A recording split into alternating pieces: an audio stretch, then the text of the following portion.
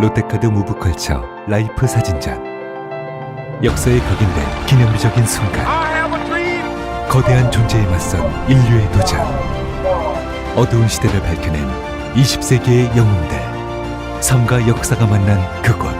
라이프. 생명이란 이름에 담긴 900만 장의 역사. 롯데카드 무브컬처 라이프 사진전. 예술의 전당. 텍스토머 정품을 꼭 확인하세요. 우리 집 방충망 바꿨어요. 미세벌레 덤벼봐 먼지 모두 덤벼봐 촘촘해서 촘촘만 방충망은 촘촘만 예쁘고 통풍까지 좋아요. 방충망은 촘촘만 주식회사 텍스토머. 텍스토머 정품을 꼭 확인하세요. 우리 집 방충망 바꿨어요.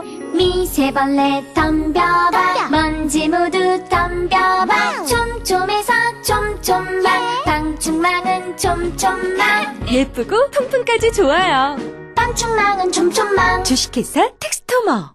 탄핵 반대 집회를 주도했던 태극기와 십자가의 동맹을 보면서 자괴감을 느끼는 기독교인들에게 기독교는 민주주의를 싫어하는지 아예 관심이 없는지 아니면 기독교도 민주주의를 지지하는지 답답하고 궁금한 시민들에게 호모 요쿠스의 저자 이병주 변호사가 시원한 질문과 명쾌한 답변을 제시합니다. 박근혜 사태와 기독교의 문제, 기독교인들에게 민주주의는 무엇인가? 도서출판 대장간.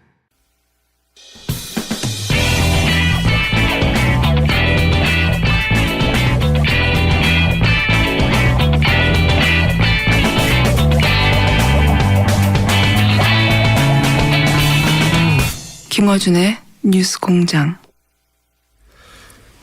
일부 첫 번째 인터뷰에 이어서 국정원 마티살 의혹 사건 정청래 의원 배상훈 교수님과 함께 첫 번째 인터뷰 시간이 좀 모자라서 마무리 못해서 마무리를 좀 하겠습니다. 총정리를 하자면 몇 가지 의혹도 쭉 저희가 짚었는데 이제 제가 보기에는 한 번 더 이 시간을 마련해야 돼요. 예, 추가로 어떤 답변들이 국정원 혹은 뭐 소방서 당시에 조사했던 기관들로부터 나오냐 따라 가지고.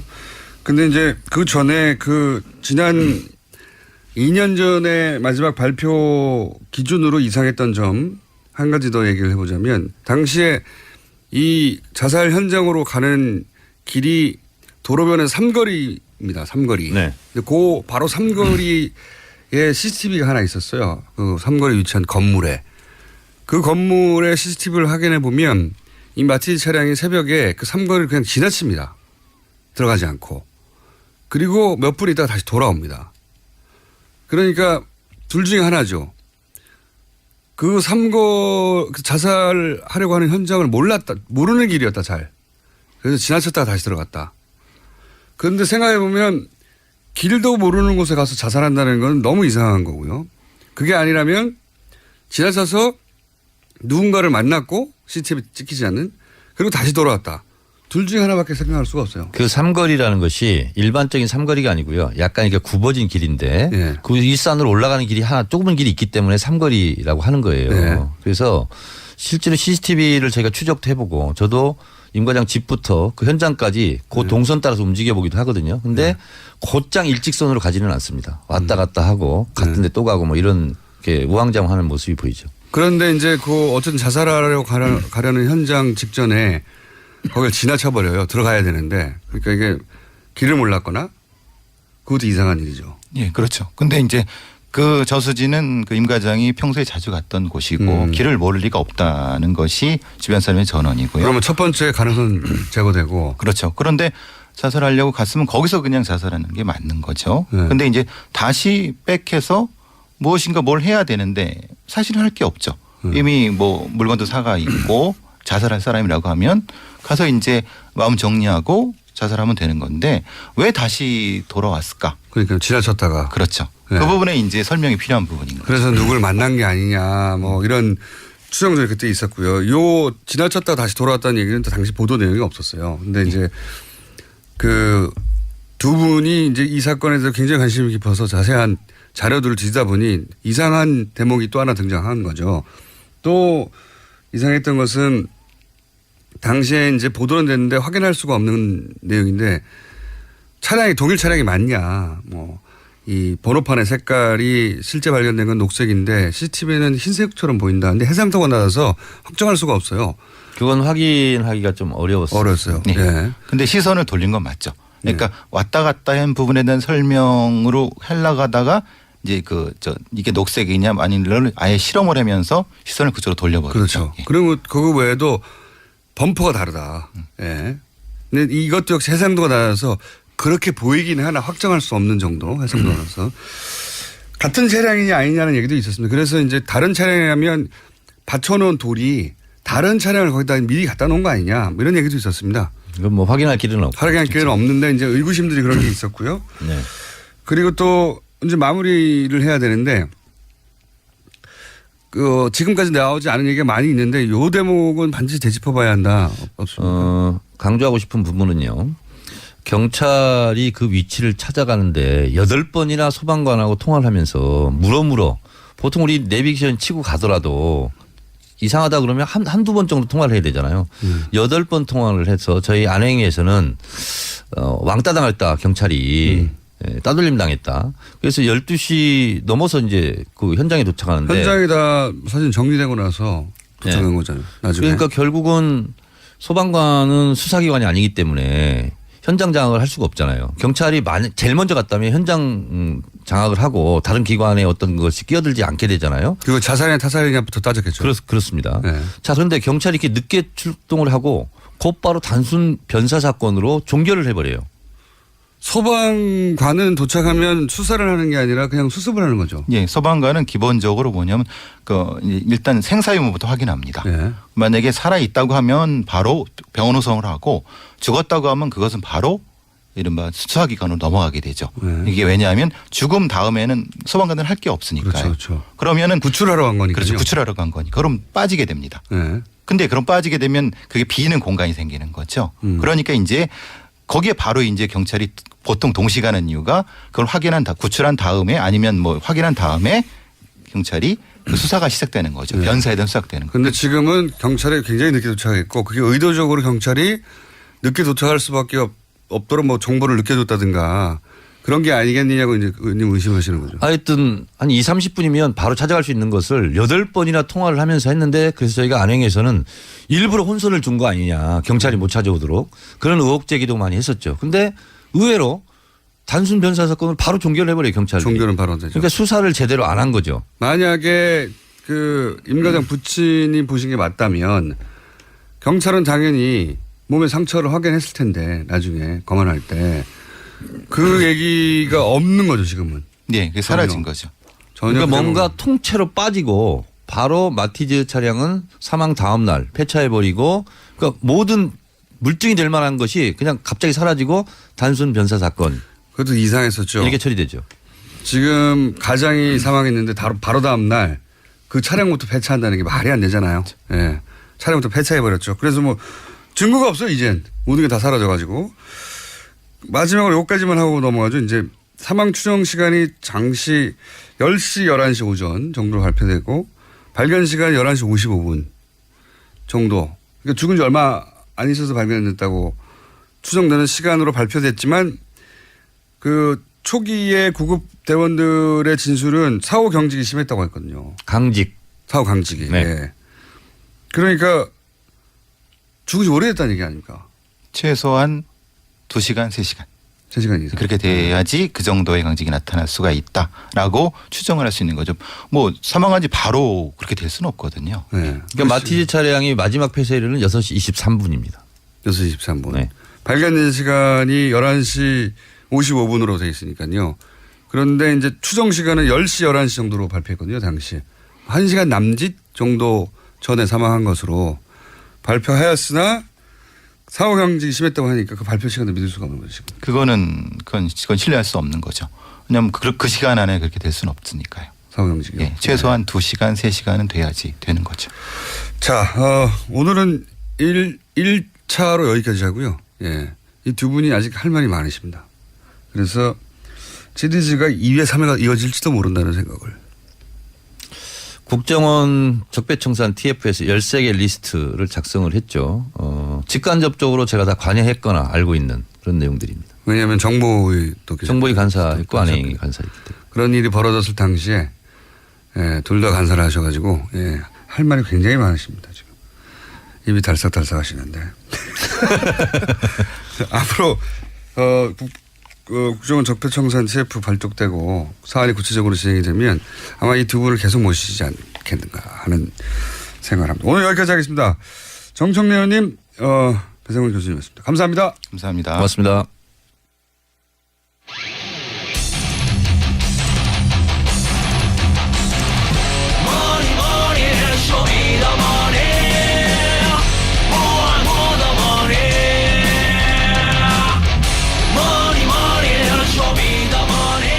자, 이어서 야심찬 프로젝트죠. 불법적으로 축제된 재산을 추적해서 우리가 찾아내겠다. 쇼미더머니 은닉재산 프로파일러 안원구 전 대구지방국세청장님 나오셨습니다. 안녕하십니까? 안녕하십니까? 효과 또 앞뒤가 안 맞는다. 이름만 말해도 효과음이 빵빵 터지도록 앞으로 준비가 돼야 되는데, 자, 이 코너는 아시다시피 저희가 안원구 청장님의 목소리가 잔잔해서 효과음을 저희가 강제로 넣는 것으로 설정하고 있는데 저희 PD가 또 자다가 제대로 하는 게 없어요. 자, 세 번째 시간입니다. 이제 모레 일요일 날 이 재산 추적하러 또 몇 차입니까? 3차입니까? 4차입니까? 이번에? 저는 3차고요. 3차. 3차로 유럽으로 출장하신다고요? 네. 네. 역시 이제 출장에 가서 먹거리 이런 건 다 본인 돈으로 하실 겁니다. 자, 프로젝트 저희 생각 중입니다. 어떻게 안원구 청장님을 다 자비로 해결하신 분을 후원할 수 있을 것인지 그건 좀 저희가 연구 중에 있으니까요. 좀만 기다려 주시고. 자, 오늘은 어떤 겁니까? 오늘은 이제 본격적인 아마 이 조사가 될 텐데요. 박정희 비자금 루트를 이제 박정희 비자금 루트. 네, 효과음 방금 들으셨죠? 박정희 비자금 루트라는 말에 효과가 확 들어왔습니다. 신경 쓰지 마시고 쭉 하시면 저희가 알아서 하면서 이렇게. 알겠습니다. 효과음도 좀 다양하게 꽉꽉꽉 운명 이런 것도 좀 틀어주고 하셔야 되는데 박정희 비자금 루트. 박정희 비자금 루트. 이게 프레이저 보고서를 통해서 처음으로 네. 당시에 이제 미국에서 미의회에서 조사를 한 거죠. 그렇습니다. 미의회에서 이 스위스 비자금을 조사를 했는데 그래서 결과가 나왔어요. 네. 돈이 얼마가 있고 이런 내용들이 구체적으로 있죠. 그렇습니다. 저희가 말한 게 아니라 미국 의회에서 조사한 겁니다. 그렇습니다. 그때 처음으로 이제 일부가 언급이 됐는데 자, 그 이후로부터 이제 청장님이 이렇게 추적해온 현재까지의 루트 이걸 말씀하시려는 거죠. 이번 이제 가는 목적이 프레이저 보고서 이후에 그러니까 76년도까지는 프레이저 보고서에 잘 나타나 있고요. 그 이후에 자금들이 이제 지금 끊긴 상태입니다. 이 76년도 이후에는.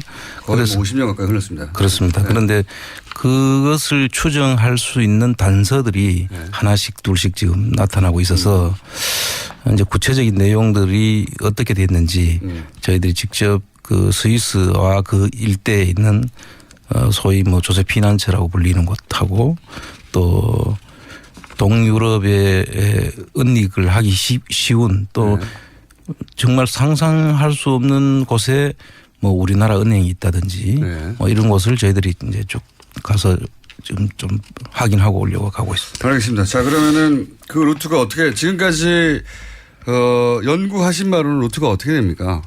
연구까지는 아니고요. 이제 사실은 이런 모든 내용들은 이미 일부 언론에서도 언급이 돼 있고 또 자료에도 나타나 있는 사실들인데 그 일부 언론들이 이걸 보도한 자료를 청장님이 주신 거 아닙니까? 그건 아니고요. 일부 언론들도 그 당시에는 이렇게 연결을 못 시키고 있었을 뿐이죠. 그래서 그 연결을 이렇게 하라고 청장님이 말씀해 주신 거 아닙니까? 그건 제가 지금 하고 있는 것이고요. 네. 이제 사실은 앞에 이 연결 과정들은 언론에 나타나 있지 않습니다. 지금 그거 제가 지금 연결해 보고 있는 것이고요. 연결해 보고 있는 중이시고 그런 그 탐사 프로그램들이 그런 거 할 때 청장님한테 문의를 한다고 제가 들었는데 그런가요? 그런데 뭐 그런 것도 있고요. 모른 척 하시고 그러십니다. 예. 자, 그러면 이제 지금까지 이게 뭐 확정할 수는 없고 네. 들여다보기 시작했더니 이런 연결고리들이 이제 슬슬 보이기 시작하더라. 예. 그거를 이제 오늘 좀 풀어주시죠. 예. 그 지금 현재 그 이분들이 최초의 그 프레이저 보고서에 나와 있는 박정희 자금 예. 이후에 어디로 갔을까에 대한 이제 대부분 궁금증이 많지 그렇죠. 않습니까? 그런데 이제 공교롭게도 그 당시 스위스 은행이 없어지면서 그 외환은행 프랑크푸르트 지점에서 스위스 사무소를 개설이 되고 네. 그 개설된 게 그 지점장이었던 그 유경수 여사의 언니인 유인순 씨의 장남인 홍세표 씨가 그 당시에 지점장이었고 그래서 그분들이 스위스 사무실을 만들었는데 또 그분이 외환은행장을 마치고 나가면서 그 사무실이 없어지거든요.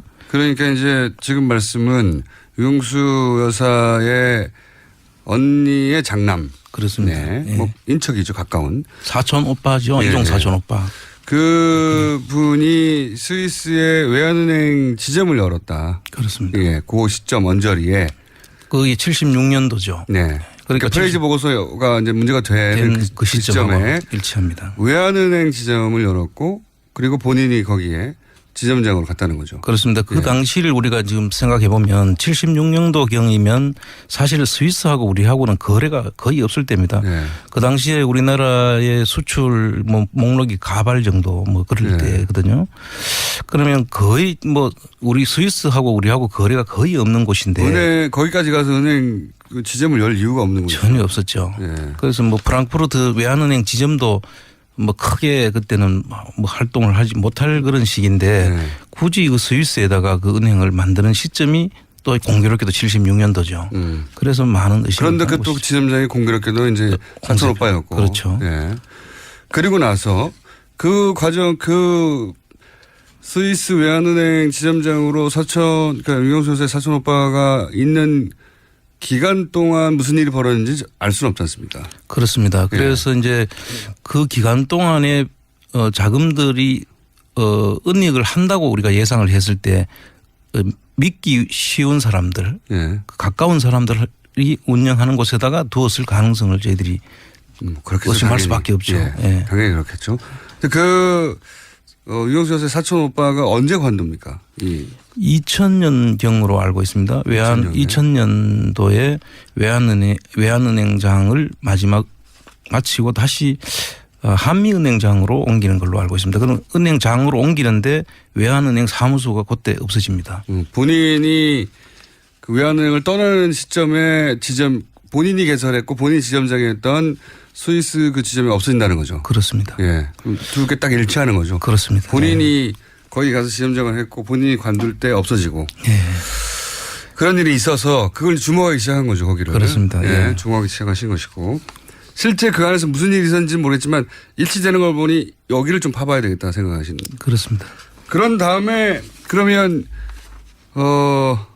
지금 집중력이 떨어지고 있다고 어떤 분이 문자를 보냈어요. 효과는 필요합니다.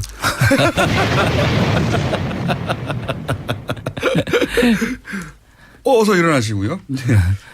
그런 다음에 그 돈을 어디로 갔다고 보십니까? 그런 흔적이 또 있습니까? 예, 그 이후에 지금 저희들이 아직 그 부분은 지금 추정 단계인데. 추정 단계. 예, 그 앞에 부분은 상당히 지금 의심이 구체적인 의심이고. 의심이고 그 뒤쪽에는 우리나라 대기업인데 그 나라 옆에 있는 나라 헝가리 은행의 쪽으로 요번 저희들이 이제 가는 목적인데요.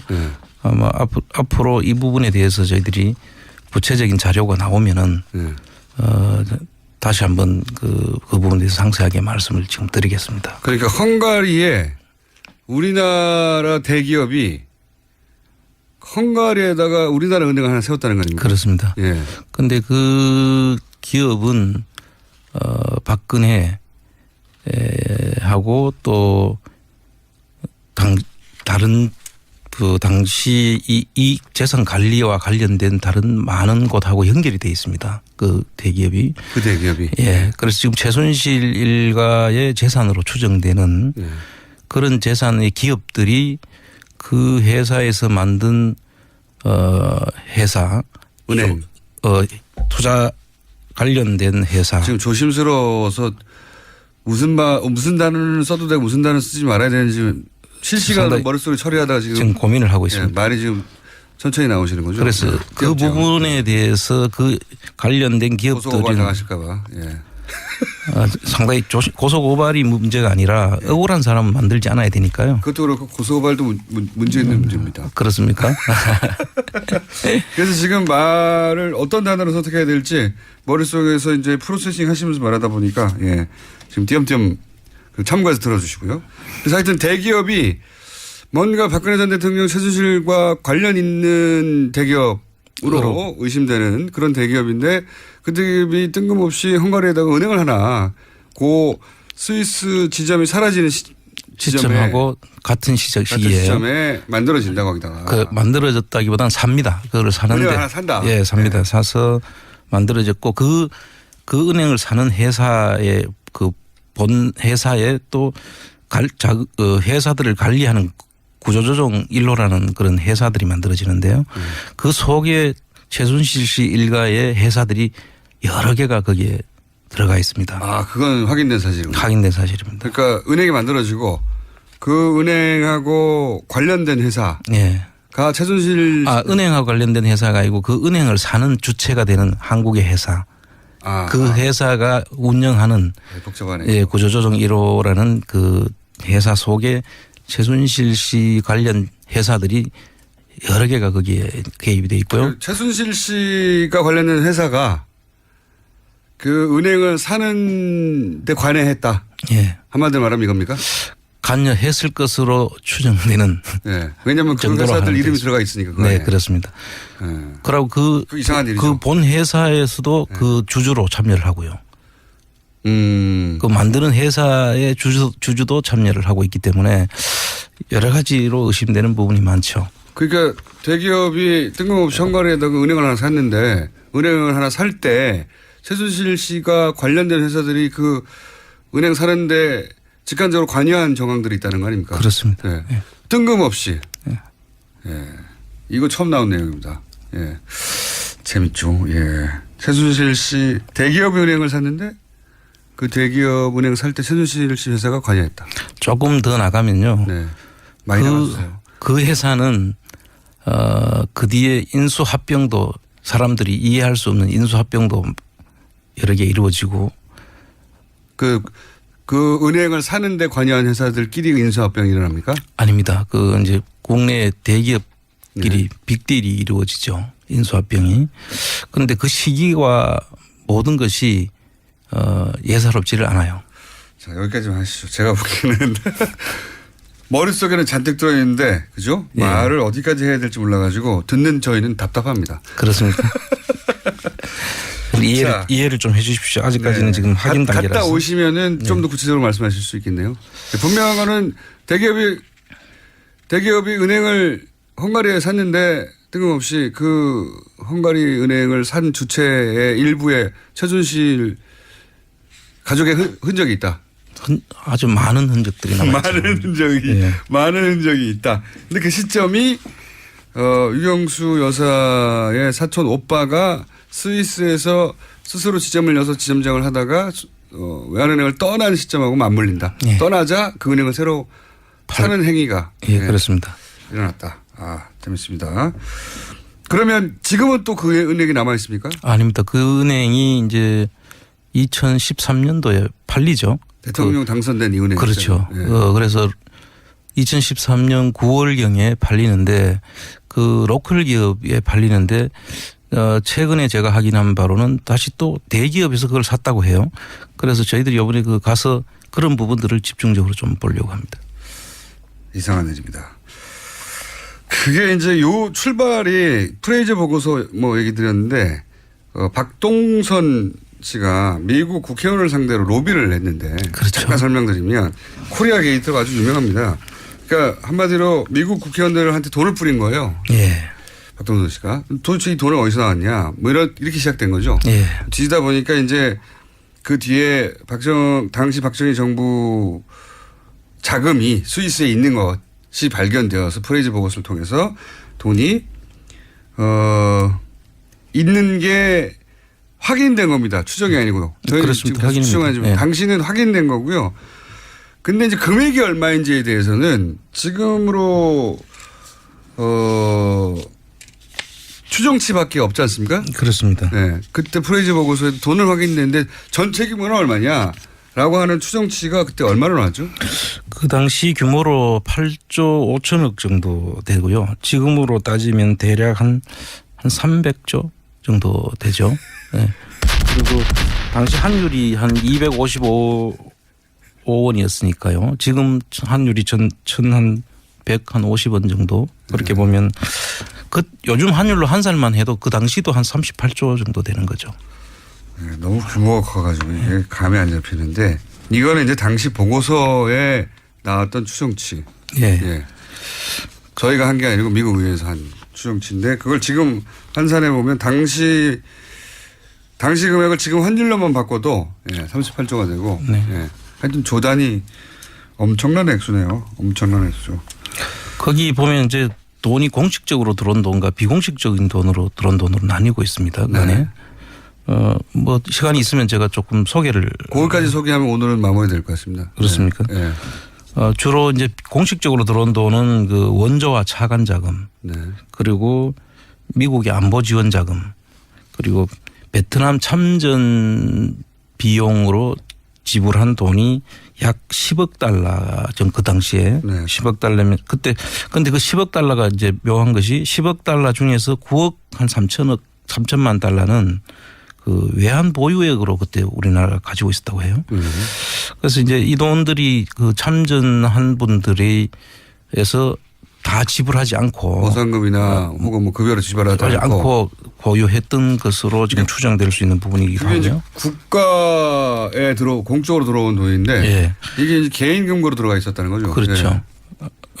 이 금액은 외환 보유액으로 가지고 있었고요. 아니 그 중에 이제 일부가 이제 예. 그쪽으로 나갔을 가능성이 있고 그다음에 이제 뭐 기술 원조 개발 차관 뭐 이런 것들이 있었는데 차관인데 또 이제 거기서 또 돈을 띄죠. 개인 금고로 가는 거죠. 예. 꺾기죠. 꺾기. 예. 차관에서 10%에서 20%. 예. 요새 은행 요새 꺾기가 없어졌는데 옛날 그때 당시로 보면 꺾기랑 마찬가지죠. 예. 근데 이제 꺾기는 빌려주는 쪽이 꺾어서 가져가는 건데 이건 예. 받는 사람이 중간에서 대통령이 꺾어가지고 스위스로 빼놓는 거죠. 근데 그런 돈들이 이제 비공식 자금인데 그 이외에도 이제 기업 강탈 예를 들면 걸프하고 칼텍스 그때 우리가 석유가 안 나니까 그쪽으로 받은 자금인데 67년도에 한 100만 달러 걸프사에서 71년도에 한 300만 달러. 아, 그건 저도 대목이 생각나는데 증언을 직접 했죠. 예. 그 걸프사의 회장이었던 사람이 정유시설. 그렇습니다. 한국에 정유시설 지으면 이제 큰 프로젝트니까 정유시설 로비를 하러 들어왔는데 이제 박정희 전 대통령이 그 커미션을 요구해서 내가 줬다. 예. 얼마 줬냐? 얼마 줬다. 그렇습니다. 이런 게 의회에서 이 정유사 회장이 증언을 합니다. 예. 근데 돈 줬어. 이렇게. 예, 그렇죠. 그런 부분들이 있었고 이제 다른 미국 기업들로부터 선거 자금도 받았고요. 뭐 일본 무역상들로부터 해서도 돈이 많이 들어왔고 이게 전부 다 뭐 그 프레이저 보고서에 잘 돼 있는데 이 프레이저 보고서가 상당히 두꺼운 책이에요. 예. 그래서 사람들이 엄두가 안 나고 또 영어로 돼 있어 가지고 쉽게 제가 그걸 읽어봤다는 거 아닙니까? 그렇습니까?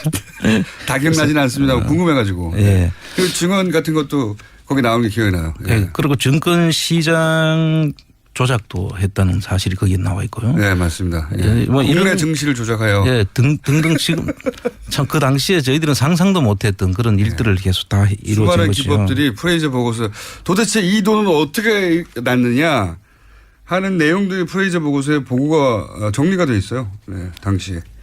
그걸 지금 자세히 읽어보시면 아, 이렇게 했구나. 근데 이제 그 돈을 당시에 이제 이훈학 중앙정보부장이 스위스 예치했고 김영욱, 김성곤 예, 이런 분들이 이제 그 역할을 나누어 가지고 비자금을 은닉했던 그런 내용도 거기에 포함돼 있죠. 그렇죠. 네, 이런 분들이 입을 연 거죠. 그렇죠. 그 중에서 입을 열어서 미국 의회에다가 어떻게 그 돈을 만드는지를 알려줍니다. 이 프레이저 보고서 내용 속에 한번 꼭 소개해줘야 될 만한 내용이 하나 있는데요. 이게 평가입니다. 그 박정희 정권에 대한 평가를 이렇게 하고 있습니다. 돈이 흐르는 곳이 있으면 어디든지 손을 벌렸고 또 협박과 갈취를 일삼으며 권력 유지에 혈안이 돼 있었다라는 이야기가 있고요.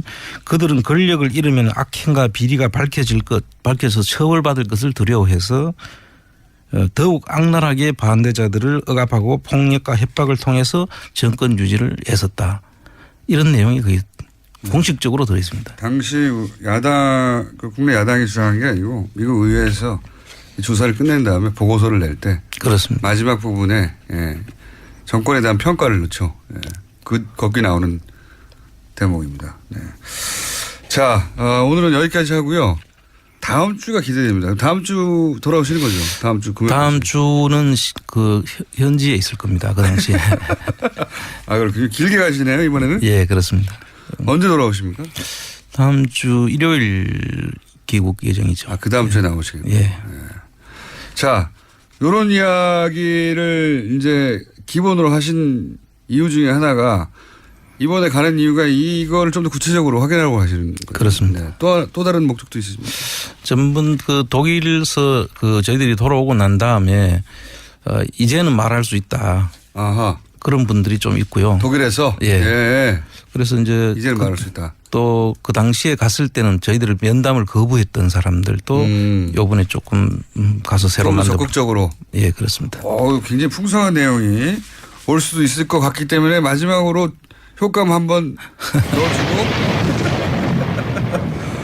자, 잘 다녀오시고요. 예. 조심해서 다녀오십시오. 예, 감사합니다. 마티즈 살지 마시고요. 촬영은.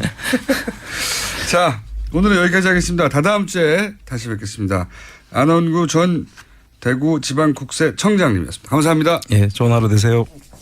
100년 이상 살 수 있는 장수 어종 캐비아를 낳는 어종으로 더욱 유명한 철갑상어.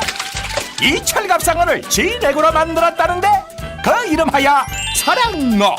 오메가3, 필수 아미노산, 각종 미네랄, 콘드로이친 등 100년 장수 철갑상어를 진액으로 한 컵에.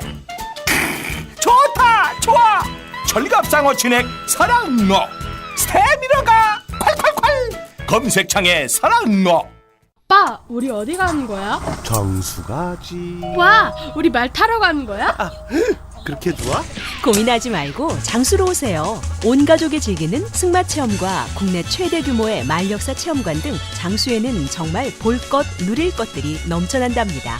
말의 심장 소리를 직접 느껴보는 장수에서의 하룬 여행. 장수는 항상 가까이 있습니다. 주말 여행은 장수로. 승마 체험 예약은 063-350-5486. 또 떨어졌어. 너 또 입사 시험 봤어? 아니, 차량용 핸드폰 거치대 말이야. 여러 개 사봤는데 실패의 연속이야. 떨어지고 시야 가리고 운전석에서도 멀고 뭐 좋은 거 없을까? 싼 것만 찾으니까 그렇지. 제대로 된 거 하나 사서 편리하게 쓰는 게 더 낫지. 그런 게 있어? 그럼 있지. 1, 2, 3 할 때 2. 힘 세다 할 때 힘. 2 힘. 2 힘? 2배로 힘이 세다는 건가? 네이버 검색창에 2 힘을 검색해보세요.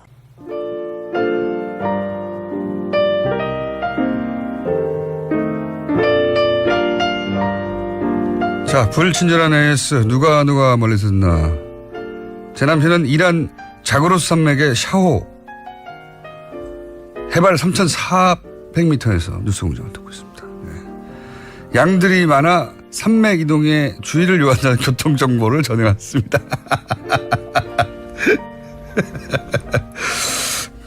그래서 노르웨이에 신혼여행 가신 분, 여기는 태국 치앙마이 이런 분들도 계시고, 오늘 마티즈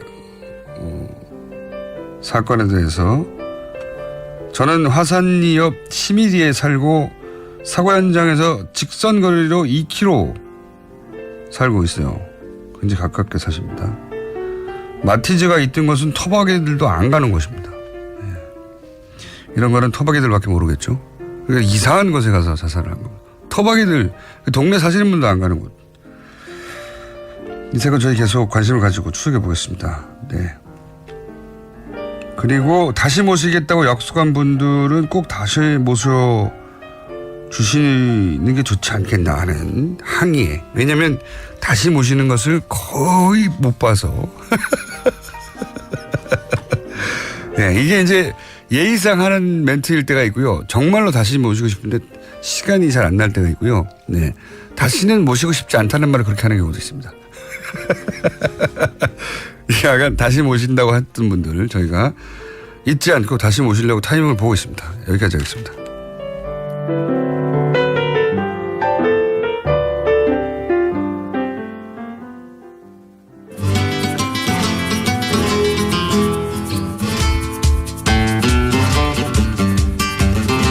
자, 황교익 막칼럼니스트 최근 몇 주간 불성실하게 하다가 저희가 퇴출을 경고했더니 바로 스튜디오로 착착착 나오시고 계십니다.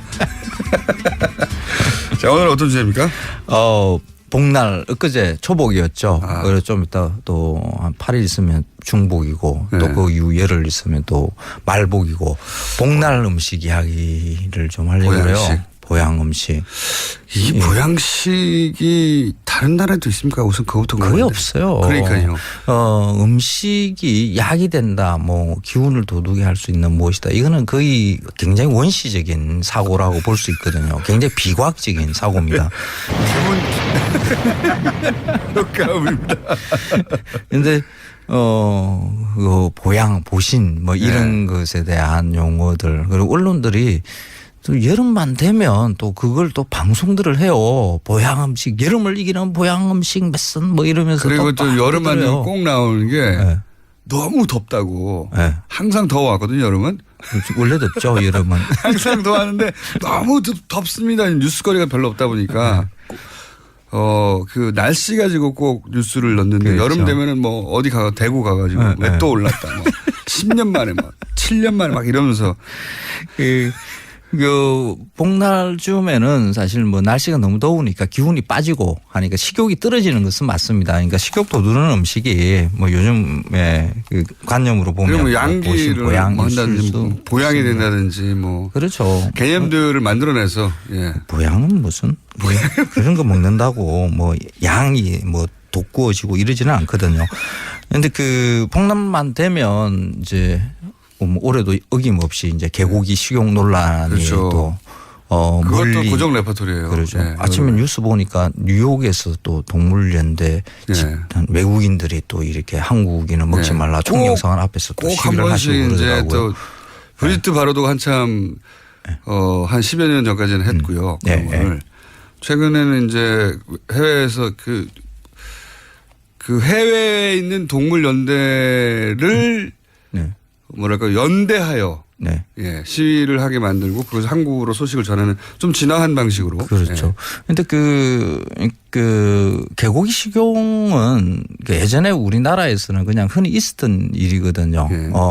이게 뭐 우리가 고기 단백질을 갖다 확보할 수 있는 게 별로 좀 방법이 없었거든요. 뭐 소는 우금령을 내려서 그 임금이 직접 못 잡게 했었어요. 귀한 동물이었어요. 그렇죠. 뭐 논밭을 갈아야 되니까 운송 수단이기도 했고요. 그래서 소 먹는 일은 거의 힘들었고요. 그때 소는 뭐 휘발유 플러스 그다음 트랙터 플러스 경운기 플러스 생산 공장 역할을 맞습니다. 하는 어마어마한 귀한 동물이었기 그렇습니다. 때문에. 그래서 못 잡게 했고요. 돼지는 인간하고 먹이 경합이 일어나요. 돼지가 먹는 게 그 인간이 먹는 거하고 거의 비슷하거든요. 그래서 돼지도 잘 못 키웠고요. 뭐 키워봤자 뭐 똥돼지 똥이나 먹이고 키우는 정도. 돼지를 키우려면 안 그래도 먹거리 부족한데 돼지한테 줘야 되니까. 그렇죠. 뭐 닭도 곡식들 이런 것들 조금씩 줘야 되거든요. 그래서 닭도 제대로 못 키웠어요. 그러니까 단백질을 확보할 수 있는 방법이 사실 개이고요. 그것도 개도 거의 똥개죠. 잡종. 그냥 그렇죠. 그러니까 똥개라는 말은 그냥 똥을 먹는 개라는 뜻입니다. 실제 먹거리가 없었을 때는 그 길거리에서 똥을 주워 먹었어요. 그렇죠. 저도 어릴 때 기억납니다. 그런데 그런 개를 먹었던 거죠. 사실 뭐 식용견이라고 볼 수 있는 거죠. 그런데 그게 좀 거북하게 느껴지기 시작하는 게 이제 애완견. 그렇죠. 집에서 그리고 이제 집 안에서 아예 이제 이름을 붙이면서 키우는 그 애완견 문화가 만들어지면서 일부였는데 그렇죠. 지금 이제 반려동물이라 다르죠. 이게 이제 특히 이름을 붙이면 그 가축에 대해서 거의 인격을 붙이는 거와 같은 일이 발생하거든요. 네. 이름 감정입의 붙이는 차원이 다르죠. 그렇죠. 이름 붙이면. 돼지, 소, 닭도 이름을 붙이면 우리 못 잡아먹습니다. 동물 실험 연구소의 철칙이 동물의 이름을 붙이지 말아야 합니다. 그렇습니다. 네. 그 양돈장에서 제가 한번 그 경험담을 들은 적이 있는데 돼지 키우다가 처음에 이렇게 그 일을 처음 하시는 분들 초보자들 들어오면 새끼 돼지들이 막 성격이 다 지각각이래요.